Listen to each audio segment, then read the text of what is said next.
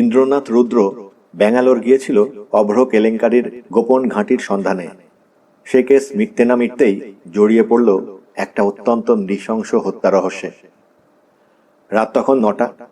প্রেমাংশুর গান্ধীনগরের ফ্ল্যাটে বসে জিনিসপত্র গুছোচ্ছি আমি, কবিতা আর ইন্দ্রনাথ। পরের দিন সকালের বাসে মাইশোর যাব, সেখান থেকে উটি। এমন সময় থানা থেকে ফোন করলো প্রেমাংশু, এক্ষুনি চলে আয়, সেক্স মার্ডার, বিভৎস। প্রেমাংশু আমার আর ইন্দ্রনাথের সতীর্থ।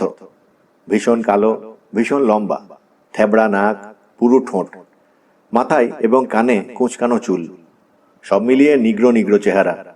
আমরা ওকে নিগ্রো বলেই ডাকতাম। ওর রাগ ছিল না। প্রেমাংশুর জন্ম ওই ব্যাঙ্গালোরেই। শৈশব থেকেই কানাড়া ভাষায় চোস্ত, তাই প্রাদেশিকতার প্রাচীর ডিঙিয়ে চাকরি জুটিয়ে নিয়েছে এখানকার পুলিশ মহলে। এখন ও মাইশোর পুলিশের বড় অফিসার, ব্যাচেলর। খুনে গুন্ডারা ওর চেহারা দেখে আঁতকে ওঠে, ওপরতলা ভয় পায় ওর বচনকে। মেডিকেল জুরিসপ্রুডেন্স আর ফরেন্সিক সায়েন্স ওর কণ্ঠস্থ। প্রেমাংশু দিল খোলা, সেই কারণেই বড় দুর্মুখ। অভ্র কেলেঙ্কারির জট ছাড়াতে প্রেমাংশুই আমন্ত্রণ জানিয়েছিল ইন্দ্রনাথকে। সেই কেস সাঙ্গ হতে না হতেই ফের ডাক পড়ল লোহার কোর্ট মামলায়। পুলিশ ফাঁড়ি, অধিকারী থানাদারের ঘর।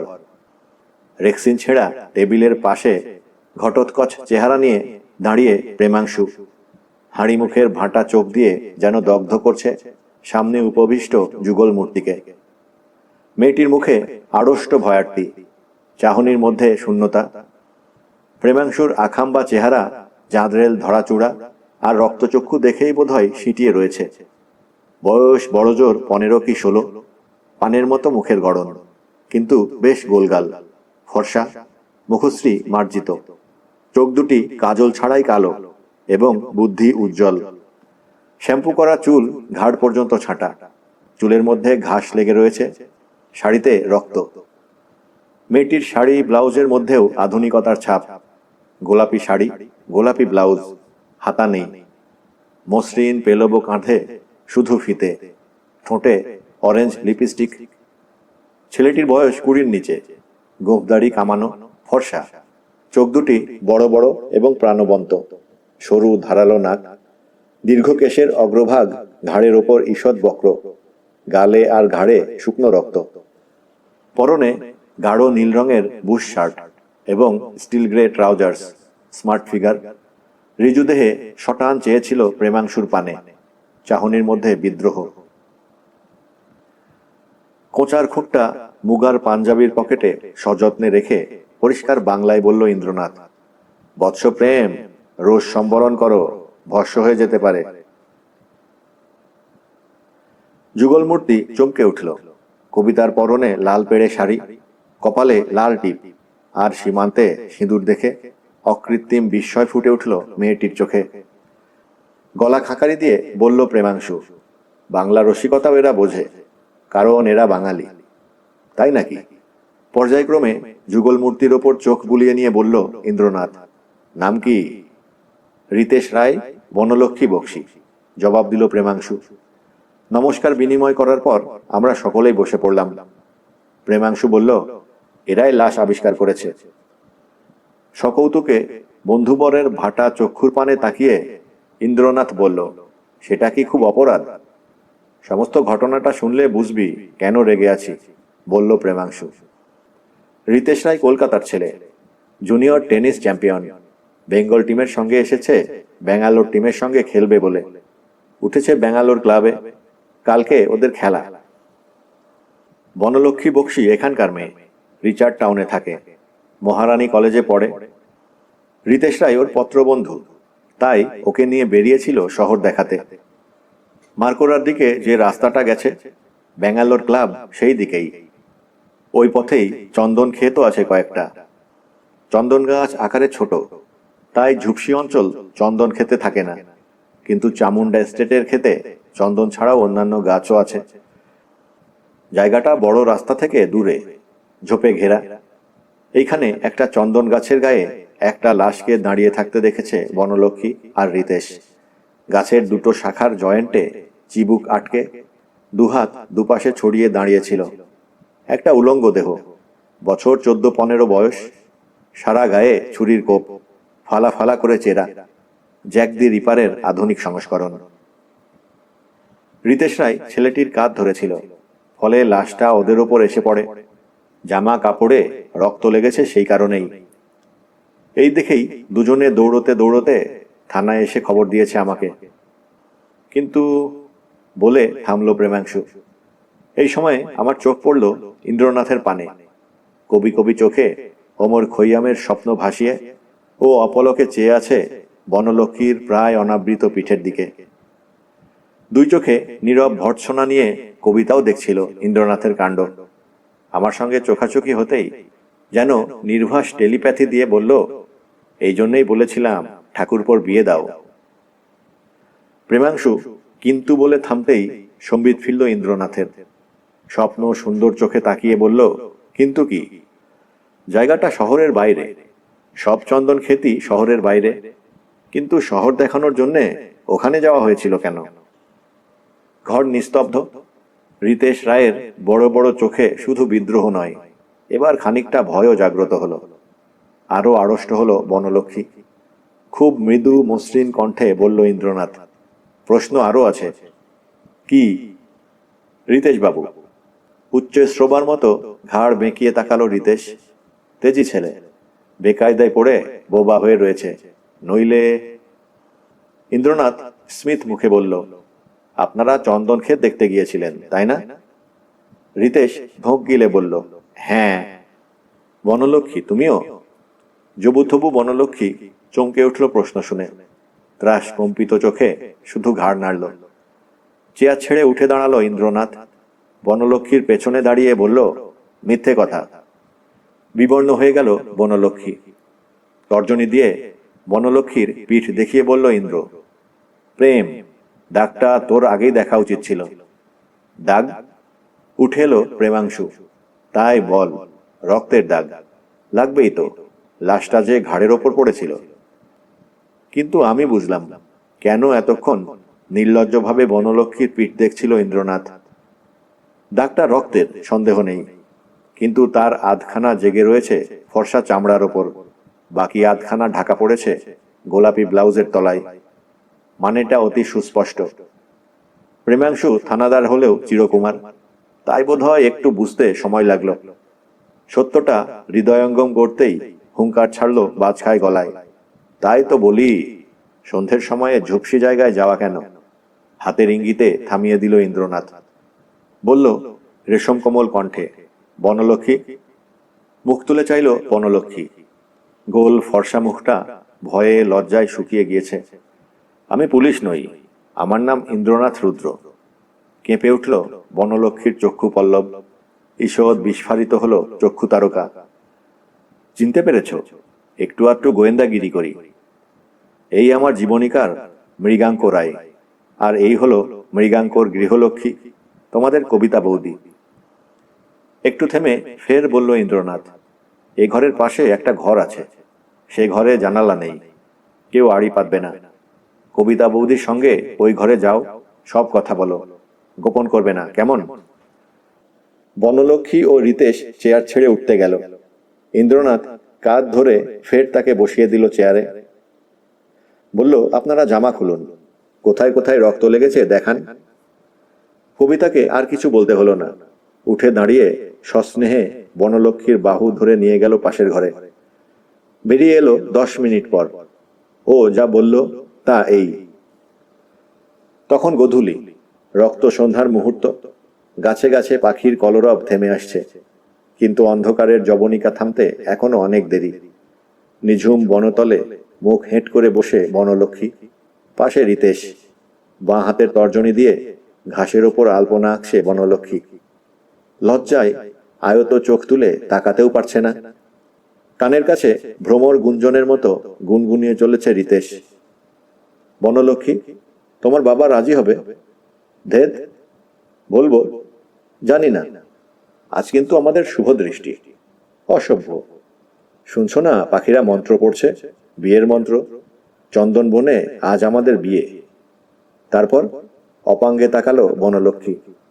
বাসর ঘর বলে আলতো করে ঠেলে বনলক্ষ্মীকে শুইয়ে দিল রিতেশ। নিজেও শুয়ে পড়ল পাশে। বনলক্ষ্মীর কপালে চিবুক রেখে সামনে দৃষ্টি প্রসারিত করল রিতেশ। শরীরের প্রতিটি অণু পরমাণুতে তখন অসীম অবসাদ, নিঃসীম আবেশ আর অননুভূত আনন্দ। ঠিক এই সময় তৃণভূমির কিনারায় চন্দন শাখার সন্ধিস্থলে একটি মুন্ডু দেখা গেল। দাঁত বের করে হাসছে একটি ছেলে। চোখের পলকে শরীরের সমস্ত রক্ত যেন ধেয়ে গেল মস্তিষ্কের কোষে কোষে। রাগে অন্ধ হয়ে সামনে ছিটকে গেল রিতেশ। বাঁ হাতে ছেলেটার মুঠি ধরে, ডান হাতে তুল্য শূন্যে। ভয়ঙ্কর দৃশ্যটা চোখে পড়ল তখনই। শিথিল মুষ্টি থেকে খসে গেল মুন্ডু। উলঙ্গ লাশটা লুটিয়ে পড়ল ঘাসের ওপর। বনলক্ষ্মী শঙ্কিত হয়েছিল রিতেশের অকস্মাৎ লাফিয়ে ওঠা দেখে। তনুমনের অণু পরমাণুতে যখন ভূপালী রাগিনীর উচ্ছ্বাস, ঠিক তখনই স্লথ বাহুপাশ থেকে জ্যামুক্ত তীরের মতো ছিটকে বেরিয়ে যাওয়াটা। আচম্বিতে একটা ঝপ শব্দ ভেসে এলো কানে। তারপর সব নিস্তব্ধ। রিতেশ! কোনো সাড়া নেই। ঘাসের কার্পেট গড়িয়ে গিয়ে কনুয়ে ভর দিয়ে ঊর্ধ্বাঙ্গ তুলে শব্দের উৎস অন্বেষণ করল বনলক্ষ্মী। দেখল একটা নরদেহ ঘাড় মুচড়ে ভূমিশয্যায় শয়ান। ভঙ্গিমাটা অস্বাভাবিক। আকাশের আলো তখন ক্ষীণ। এর বেশি দেখা গেল না। রিতেশ! ধড়মড়িয়ে উঠে ছিটকে গেল বনলক্ষ্মী। নগ্ন পায়ে প্যাট করে বিঁধে গেল একটা নিষ্ঠুর কাঁটা। ডুকরে উঠে আছড়ে পড়ল নরদেহের ওপর। রিতেশ! রিতেশ! কি হয়েছে তোমার? সাড়া এলো পাশ থেকে। আমি এখানে। রুধির সিক্ত নরদেহটা ফেলে দিয়ে পিছু হটতে গিয়েছিল রিতেশ। শেকড়ে পা বিঁধে পড়ে গেছে, আর ওঠেনি, কথাও বলতে পারেনি। বনলক্ষ্মী চমকে উঠল। কার নগ্ন দেহে শুয়ে আছে বনলক্ষ্মী? সারা শরীর ভিজে কেন? ঘাড় তুলে দেখল বনলক্ষ্মী। পরক্ষণেই বুক ভাঙা চিৎকার করে গড়িয়ে পড়ল ঘাসের ওপর। প্রেমাংশুর একটা বদভ্যাস আছে। উত্তেজনার কারণ ঘটলেই কানের চুল টানতে থাকে নির্মম ভাবে। সেইভাবেই বলল ইন্দ্রনাথকে, বুঝলি তো, খাঁটি সেক্স মার্ডার। বাচ্চা ছেলে, সারা শরীরটাকে চিরেছে। ঠিক যেভাবে জ্যাক দি রিপার বারবনিতা বধ করত লন্ডন শহরে, যেভাবে কলকাতার রাস্তাঘাটে মেয়েদের পেট আর কোমর চিরে দেওয়া হতো কিছুদিন আগেও। বুঝলাম। এখন কি করবি? রাত কটা বাজলো খেয়াল আছে? 10টা। যাবি নাকি? কোথায়? অকুস্থলে। এরা? রিতেশ বনলক্ষ্মীর দিকে চোখের ইশারা করল ইন্দ্রনাথ। বসে থাকবে। আমি সরেজমিন তদন্ত করে আসার পর ছাড়ব। নটরাজ? Yes sir. সহকারী থানাদার স্যালুট করে দাঁড়ালো চৌকাঠে। আমি না আসা পর্যন্ত এদের ছাড়বে না। বৌদি, তুমি বাড়ি যাও। কেন? ভ্রুকুটি করল কবিতা। নৃশংস খুন শোনা যায়, দেখা যায় না। রামনাথ, গাড়ি বের করো। এদিকে এসো ঠাকুরপো। ইন্দ্রনাথকে বলল কবিতা। একটা কথা বলবো। কি? চুপি চুপি কবিতা বলল, মেয়েদের অনেক সমস্যা। বনলক্ষ্মীর গায়ের রক্তটার গ্রুপ কি দেখো তো। কৌতূহল হচ্ছে। কেন বলো তো? ওর নিজেরও তো হতে পারে। অকুস্থল। প্রেমাংশুর ব্যবস্থার ত্রুটি নেই। ফায়ার ব্রিগেড থেকে 2টো পোর্টেবল জেনারেটর এসে গেছে। গাছের ডালে বড় বড় সার্চলাইট বাঁধা হয়েছে। হেভি ডিউটি ইলেকট্রিক কেবল ঘাস জমির ওপর এলোমেলোভাবে ছড়ানো রয়েছে। মাঝের চত্বরে কেউ পা দেয়নি। প্রেমাংশুর নিষেধ আছে। আমরা 3 বন্ধু জিপ থেকে নামতেই চালু হলো জোড়া জেনারেটর। বার কয়েক নিভু নিভু হয়ে জ্বলতে জ্বলতে পুরো তেজে জ্বলে উঠল সার্চ লাইটগুলো। অন্ধকার চন্দন বনে যেন পূর্ণিমা হেসে উঠল মাঝের ঘাস জমিতে। পায়ে পায়ে আমরা এগিয়ে গেলাম ভুলুণ্ঠিত নরদেহটির দিকে। ছেলেটি সুদর্শন, ফর্সা, মৃত্যুনীল মুখ, চোখের পাতা খোলা, চাহনিতে জমাট বিস্ময়। হাঁ করে নিঃশ্বাস নিতে গিয়েছিল মৃত্যুর মুহূর্তে। এখনো দাঁত খিঁচিয়ে আছে, যেন হাসছে। উলঙ্গ দেহ, হাত এবং পায়ে আড়াআড়িভাবে কোপের চিহ্ন, লম্বালম্বি নয়। সবচেয়ে বেশি আক্রোশ উরুসন্ধিতে। পেছনে দুহাত দিয়ে পলকহীন চোখে চেয়েছিল ইন্দ্রনাথ। ধীরে ধীরে কঠিন হয়ে উঠল চোয়ালের হাড়। দ্রুত রূপান্তর ঘটছে ইন্দ্রনাথ রুদ্রের। জাগ্রত হচ্ছে বজ্র কঠিন সত্তা। প্রেমাংশু খাতা পেন্সিল বের করে বলল, ইন্দ্রনাথ, তুই বল, আমি লিখছি। নতজানু হয়ে ঘাসের উপর বসে পড়ল ইন্দ্রনাথ। বলল, মার্জিনে লেখ, 1 নম্বর, ডেড বডি, কিশোর, গলায় তারের ফাঁস, পেছনে 8টা মোচড়। ধস্তাধস্তি বা আত্মরক্ষার চোট হাতে পায়ে নেই। হঠাৎ আক্রান্ত হয়েছিল পেছন থেকে। কোপগুলো দেওয়া হয়েছে পরে। তারের বর্ণনা, প্যাকিং বাক্স বাঁধবার 10 গজ তার, নরম, সহজেই বাঁকানো যায়, মরচে নেই। 4 ইঞ্চি অন্তর ভাঁজ করার মোচড়। ভাঁজ করে অকুস্থলে আনা হয়েছিল। কানে পেন্সিল গুঁজে ফস করে একটা পানামা ধরিয়ে নিল প্রেমাংশু। পেন্সিল নামিয়ে বলল, 2 নম্বর। চিবুকের তলায় আর চোয়ালের দুপাশের ছাল উঠে গেছে গাছের ঘষ্টানিতে। গাছের নম্বর লেখ ক। ক গাছের ছাল এখনো লেগে রয়েছে ছড়া জায়গায়। রিতেশের বর্ণনার সঙ্গে মিলে যাচ্ছে। ঠেস দিয়ে দাঁড়িয়ে থাকতে দেখেছিল সে। চিবুকটা আটকে ছিল 2টো ডালের সন্ধিস্থলে। গাছের তলায় রক্তের পুকুর জমে গেছে ওই কারণেই। এবার 3 নম্বর। সারা গায়ে কোপের দাগ। বাঁ হাতের বাহুমূল থেকে কবজি পর্যন্ত 6টা কোপ। ডান হাতেও তাই, প্রতিটি উরুতে 4টে করে কোপ। পায়ের ডিমেও তাই। কোপগুলো এমন একটা কিছু দিয়ে মারা হয়েছে যার ফলাটা বাঁকা। এলোপাথাড়ি কোপ মারা হয়েছে উরুসন্ধিতে। দেহটা দাঁড় করানো অবস্থায়। খুব সম্ভব এক হাতে চুলের মুঠি ধরে আর এক হাতে কোপ মারা হয়েছে। পাগলের মতো ছুরি মেরেছে বলেই হাত ফসকেছে অনেকবার। উরুসন্ধি দ্রষ্টব্য। হত্যাকারী নিঃসন্দেহে যৌন বিকৃতিতে ভুগছে। রক্তপাত ততটা হয়নি, কেননা কোপগুলো মারা হয়েছে মৃত্যুর পর। 4 নম্বর। পিঠ ফালা ফালা করে কাটা। কোনাকুনিভাবে কাটা হয়েছে ঘাড় থেকে কোমরের তলা পর্যন্ত। 5 নম্বর। ডান কাঁধে জরুল চিহ্ন। ইন্দ্রনাথের এই রূপান্তর দেখে আজকাল আর অবাক হই না। পরিহাসপ্রিয় দিলখোলা মানুষটা হঠাৎ পাল্টে যায়। মুখের হাসি মুছে যায়, চোখের স্বপ্ন ভেসে যায়, কণ্ঠের কৌতুক চলে যায়। তখন ও দুর্গেয়, কর্তব্য কঠোর, নিরস। আমি লেখক মানুষ, নরম ধাতু। রক্ত বিভৎসতা স্নায়ুর ওপর বড় উৎপীড়ন করে। তাই মুখ ফিরিয়ে চেয়ে রইলাম ঘাস জমির দিকে। শুনলাম ইন্দ্রনাথ বলছে, গাছের গোড়ায় পড়ে আছে ছেলেটার সাদা শার্ট আর নীল প্যান্ট। পকেটে রয়েছে লাল রুমাল, পেন্সিল, ইরেজার, চুইংগামের 3টে মোড়ক আর একটা পেন্সিল কাটা ছুরি। জমিটা দেখাবি তো? প্রেমাংশু বলল। বড় টর্চটা দে। ইন্দ্রনাথের কণ্ঠ। ঘাসের ওপর স্বাভাবিকভাবে হাঁটলে পায়ের ছাপ পড়ে না, কিন্তু কেউ যদি পা টিপে টিপে হাঁটে, গোড়ালির ওপর চাপ বেশি পড়ে। কি দেখছিস? চোখ ফেরালাম। ঘাসের ওপর হুমড়ি খেয়ে রয়েছে ইন্দ্রনাথ। টর্চের মুখ লেগে রয়েছে ঘাসের ডগায়। ঘাস দুমড়ে গেছে, তাই তো? রাস্তার দিক থেকে কেউ উঠে এসেছিল দেখছি। ইন্টারেস্টিং। লিখেছিস? লিখেছি। এবার ওঠ, ডাক্তার এসে গেছে। ছাগল দাড়ি নেড়ে চত্বরে উঠে এলেন খর্বকায় এক প্রৌঢ়।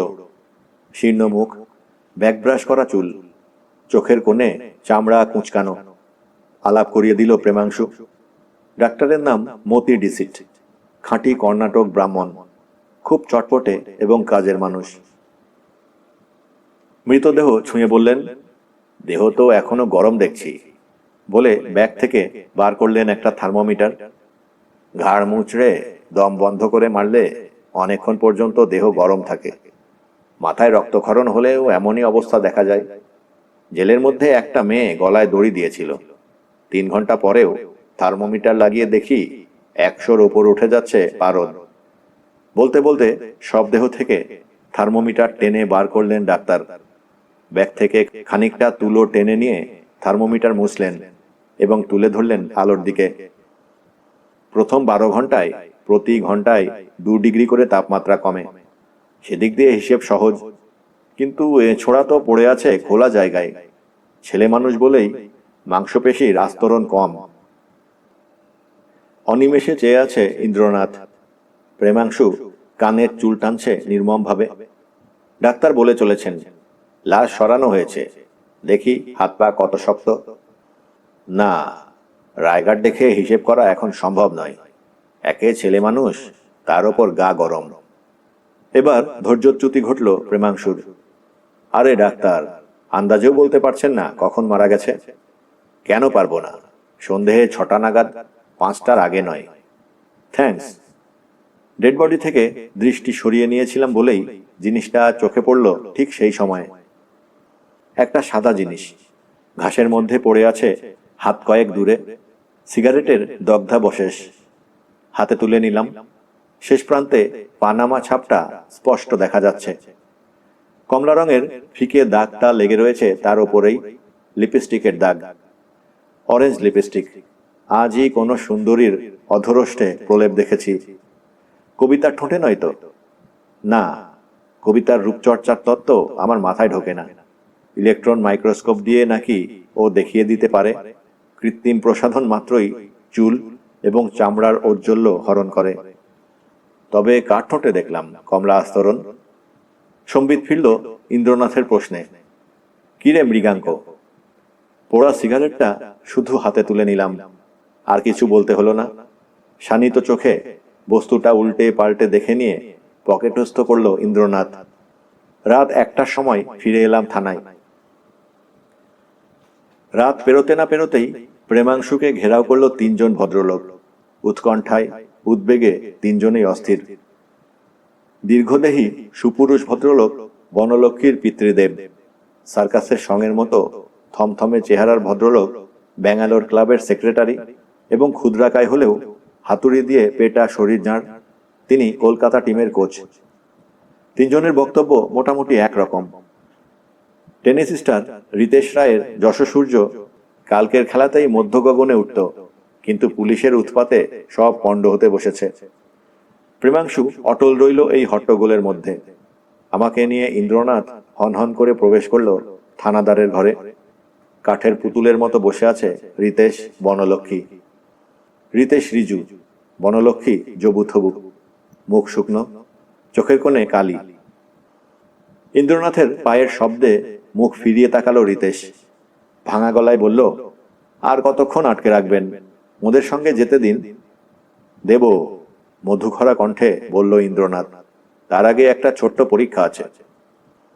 এতক্ষণে নজর পড়ল বনলক্ষ্মীর চারু অধরে, অজন্তা ঠোঁটে অরেঞ্জ প্রলেপ। দেখেই মনটা দমে গেল। ভেবেছিলাম হত্যাকারীর সূত্র আবিষ্কার করেছি, কিন্তু তা তো নয়। ইন্দ্রনাথ চেয়ারে না বসে টেবিলের ওপর কাগজ হাতড়াতে হাতড়াতে বলল, রিতেশ বাবু, সিগারেট খান? খাই। আজ সন্ধ্যায় খেয়েছিলেন? সারাদিনই খাচ্ছি। ওটা জবাব হলো না। সন্ধ্যায় খেয়েছিলেন? সন্ধ্যায় কখন? কখন আপনি জানেন না? এবার ঈষৎ কঠিন হলো ইন্দ্রনাথের কণ্ঠস্বর। কিন্তু আমি জানি, 6:30। ঠিক? কি করে জানলেন? 6টায় ছেলেটা মারা গেছে বলে। সহজভাবেই বলল ইন্দ্রনাথ, কিন্তু ভয় পেয়ে গেল রিতেশ। আমি আমি পানামা সিগারেট, ঠিক? হ্যাঁ, কিন্তু। ইন্দ্রনাথ একটা কাগজ টেনে নিয়ে এসে দাঁড়ালো বনলক্ষ্মীর সামনে। বাঁ হাতে মাথাটা কোলের কাছে টেনে নিয়ে ডান হাতে কাগজটা চেপে ধরল অজন্তার ঠোঁটে। কাগজটা চেপে ধরল অজন্তার ঠোঁটে। সাদা কাগজে ছাপা হয়ে গেল মিষ্টি ঠোঁটের মিষ্টি ছবি। কোণ ধরে কাগজটা ঝুলিয়ে ধরল ইন্দ্রনাথ। চোখ তুলে চাইল বনলক্ষ্মী। চোখের তারায় ভয়ের কাঁপন। অল্প লিপস্টিকে মন ভরে না, তাই না? এত লাগাও কেন? চুপ করে রইল বনলক্ষ্মী। ইন্দ্রনাথ এবার রিতেশকে বলল, মুখটা আলোর দিকে ফেরান। কেন? যা বলছি করুন। বিদ্রোহী রিতেশ ঘাড় ফেরালো কড়িকাঠের আলোর দিকে। হেঁট হয়ে কি যেন দেখল ইন্দ্রনাথ। তারপর তর্জনী দিয়ে নাকের নিচে একটা আবছা দাগ দেখিয়ে বলল, বনলক্ষ্মী, বাঁধন ছেঁড়া প্রেমের বিপদ অনেক। দাগটা কিসের তোমার বাবা দেখলেই ধরে ফেলবেন। দাগটা অরেঞ্জ লিপস্টিকের। কিন্তু কিশোরী বনলক্ষ্মীকে অত ভয় দেখানোর দরকার কি ছিল? ঠিক এই সময়ে পুলিশি জুতোই ঘর কাঁপিয়ে আবির্ভূত হলো প্রেমাংশু। কি হলো? কিচ্ছু না, এদের ছেড়ে দিতে পারিস। লিপস্টিক রঞ্জিত কাগজ আর পোড়া পানামা একটা খামের মধ্যে রাখতে রাখতে বলল ইন্দ্রনাথ, অভিসার নিয়ে তোর মাথা ঘামানোর সময় নেই। 5 মিনিটের মধ্যেই রিতেশ বনলক্ষ্মীকে নিয়ে উধাও হলেন 3 উদ্বিগ্ন ভদ্রলোক। প্রেমাংশু হাই তুলে বলল, চল এবার বাড়ি ফেরা যাক, চল। গাড়িতে উঠে ইন্দ্রনাথকে বললাম, তুই একটা সেক্স পারভার্ট। চোখ তুলে ও বলল, সে কি রে? প্রথম প্রণয়ে অমৃত থাকে, নিজে ব্যাচেলর তো, ঈর্ষার জ্বালায় রিতেশ বনলক্ষ্মীর সঙ্গে রুক্ষ ব্যবহার করলি। প্রেম করার সময় সবাই সিগারেট খায়। তাই বল।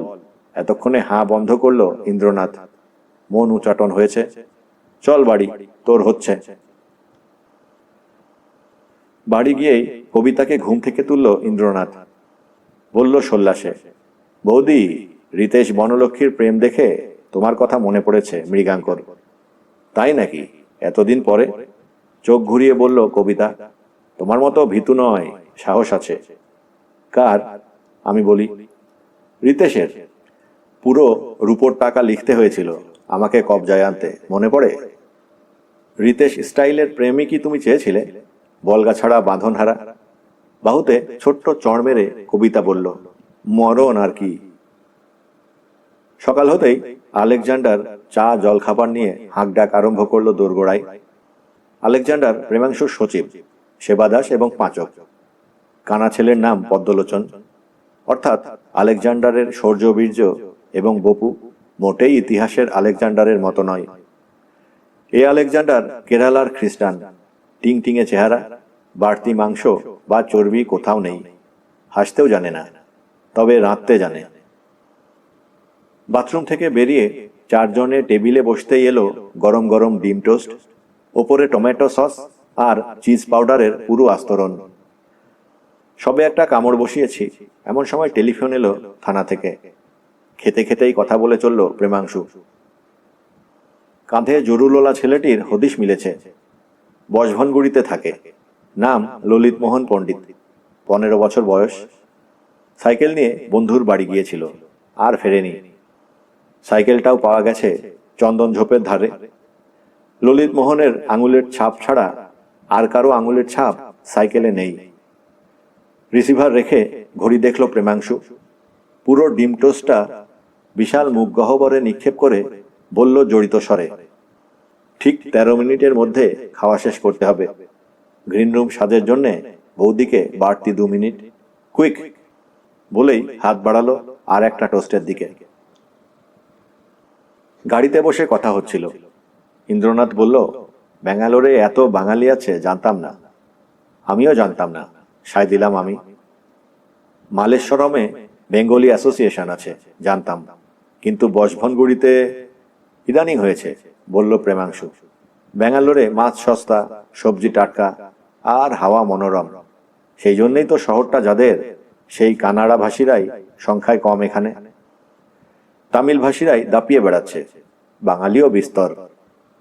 কিন্তু ললিত মোহনের নিখোঁজ হওয়াটা রহস্যময়, বলল ইন্দ্রনাথ। থানায় ডায়েরি হয়েছে কখন? আজ ভোরের দিকে। কেন? বিকেল থেকে ছেলে নিখোঁজ, বাপ মায়ের টনক নড়ল আজ ভোরে, সেটাই তো জানতে চাচ্ছি। ঢেউ খেলানো চওড়া রাস্তার দুদিক দিয়ে সাইকেলের সারি। ব্যাঙ্গালোরে বাস কম, ট্যাক্সিও কম। স্কুটার, রিক্সা আর সাইকেলই এ শহরের প্রধান বাহন। মন্দির পেরিয়ে মিনিট 5 যাওয়ার পর জিপ থামল। বাড়িটা সাদা চুনকাম করা, একতলা, সামনে বাগান। লোহার ফটকের বাঁ দিকের থামে লেখা বাড়ির নাম লালমহল। ডান দিকের থামে প্রস্তর ফলকে লেখা গৃহস্বামীর নাম ডাক্তার লালমোহন পণ্ডিত। ফটকের বাইরে পাহারায় দাঁড়িয়ে 2 জন মহীশূরী চৌকিদার।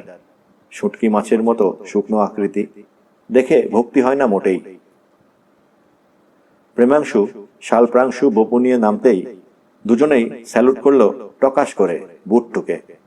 কবিতা গাড়ি থেকে নামলো না, বলল, শোকতাপের মধ্যে দল বেঁধে যাওয়া যায় না, তোমরা যাও। কবিতার সূক্ষ্ম অনুভূতিতে যা আগেই ধরা পড়েছিল, বাড়ির ভেতরে পা দিতে না দিতেই তা আমরা উপলব্ধি করলাম। একজন আধবুড়ো চাকর সরে দাঁড়ালো আমাদের দেখে। সারা বাড়ি নিঝুম, থমথমে, শোক স্তব্ধ। বাড়ির চারদিকে চওড়া বারান্দা, কেরালা বেতের চেয়ার আর নিচু টেবিল পাতা। ইঙ্গিতে চাকরটিকে ডাকলো প্রেমাংশু। বাবু কোথায়? একগে ঘুমাইতাছেন। ঘুমোচ্ছেন? ডাক্তারবাবু ছুঁচ ফুঁড়ে এলেন যে, বড্ড কাঁদতেছিলেন। ও, আর কে আছে বাড়িতে? দিমণিকে ডাকবো? ডাকো। একরকম ছুটেই পালিয়ে গেল প্রৌঢ়ভৃত্য। আমরা বসলাম বেতের চেয়ারে। একটু পরেই একজন ভদ্রমহিলা বারান্দার কোণ ঘুরে দাঁড়ালেন আমাদের সামনে। সে কি ভদ্রমহিলা! নারীত্বের সুষমা কোথাও নেই। মাথায় আমার চাইতেও লম্বা চুল, শুকনো খটখটে, অন্তঃস্রাবী গ্রন্থির গোলমাল আছে মনে হয়। পুরুষ কঠিন মুখাবয়ব, তামাটে রং। প্রেমাংশু অপ্রসন্ন চোখে দেখছিল ভদ্রমহিলাকে। সম্ভবত নিহত ললিত মোহনের সঙ্গে সাদৃশ্য খুঁজছিল, কিন্তু পাচ্ছিল না। ভদ্রমহিলা হাত জোড় করে নমস্কার করে বসলেন আর একটা চেয়ারে। বললেন, মাসিমা আর মেসোমশাই দুজনকেই ইঞ্জেকশন দিয়ে ঘুম পাড়িয়ে রাখা হয়েছে। আমি এখনো খাড়া আছি। থাকাটাই স্বাভাবিক, যা চেহারা। প্রেমাংশু বলল কাষ্ঠ হেসে, এই অবস্থায় আসতে হলো শুধু কর্তব্যের খাতিরে। ললিত মোহন আপনার মাসতুতো ভাই? হ্যাঁ। ছাপাপার সাদা শাড়ির খুঁটটা আঙ্গুলে জড়াতে জড়াতে বললেন, হিড়িম্বা রূপিণী। আমি স্বামী পরিত্যক্তা, মাসির কাছেই মানুষ। ললিত আমার আপন ভাইয়ের মতো। মাসিমা আমাকে মেয়ের স্থান দিয়েছিলেন। আমার আর কেউ নেই। মা বাবা গত হয়েছেন। গলার স্বরে উত্থান পতন নেই, বিষাদও নেই, নির্বিকার। বাইরের রূপ দেখে বিরূপ মনোভাবের জন্যে ঈষৎ অনুতাপ এলো মনে। প্রেমাংশু নিজেও থিতিয়ে গিয়েছিল বিষণ্ণ বয়ান শুনে। দুঃখে যাদের জীবন গড়া, তাদের আবার দুঃখ কিসে? শোকমগ্ন লালমহলে তাই তিনি এখনো নিথর অচঞ্চল। গলা খাঁকারি দিল ইন্দ্রনাথ, বেশি সময় নেব না আপনার। যে যায় সে ফিরে আসে না, কিন্তু তবুও আমাদের কর্তব্য করতে হয়। প্রশ্ন শুরু করি। করুন।